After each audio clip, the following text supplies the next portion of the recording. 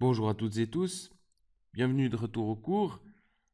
Dans ce cours, nous allons présenter la programmation orientée objet, POO, et faire quelques jeux à l'aide de ce paradigme de programmation. En particulier dans cette vidéo, nous allons présenter le module GameGrid que l'on peut utiliser dans TigerJton.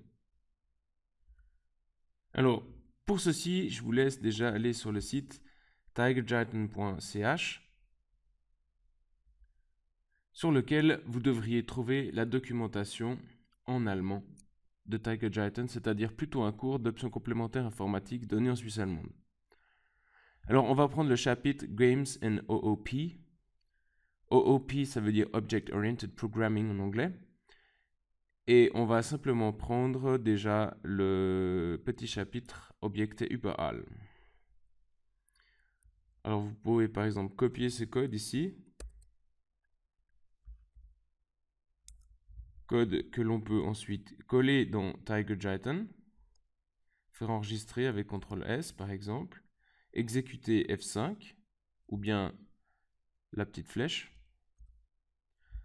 Et voilà le résultat de l'exécution, une petite fenêtre dans laquelle on pourra développer un petit jeu. Le principe de TigerJton, c'est de mettre, ou disons de GameGrid, et de mettre à disposition une grille. Ici, c'est une grille 10x10, ce qui est indiqué par ces deux paramètres-là. Et on peut indiquer la largeur des petits carrés de la grille, la couleur des lignes, ici elles sont rouges, l'image de fond, qui se trouve dans le dossier sprites, et puis un paramètre booléen. Alors, je vous laisse un peu expérimenter avec ces paramètres pour voir quels effets ils ont. Par exemple, si on modifie ici de 10 à 20 et qu'on exécute, eh bien on voit que la fenêtre, ou disons plutôt la grille de jeu, aura une largeur de 20 et une hauteur de 10. Vous pouvez faire ça un peu avec tous les paramètres et voir quels effets ils ont sur la grille de jeu. Et si on descend un tout petit peu sur cette même page, bon, on trouve pas mal de blabla en allemand, fort intéressant d'ailleurs, mais on peut copier ce code-là, le coller dans TigerJton,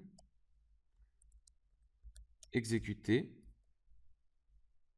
et on voit 2-3 petits aliens qui tombent. Voilà. Alors, on va essayer d'expliquer ce code-là dans une prochaine vidéo et dans les... Ouais. Pour chaque code, je vais essayer de l'expliquer. Je sais que vous n'êtes pas très bon en allemand, donc je vais vous éviter de devoir lire ce document en allemand, mais j'aimerais qu'on puisse comprendre comment fonctionnent ces différents codes et apprendre la programmation objet à l'aide de la fabrication de ces petits jeux. Alors, je vous souhaite plein de plaisir à apprendre la programmation orientée objet, qui est vraiment un sujet central en informatique et une technique essentielle de développement. Et puis, au passage, on va s'amuser un petit peu.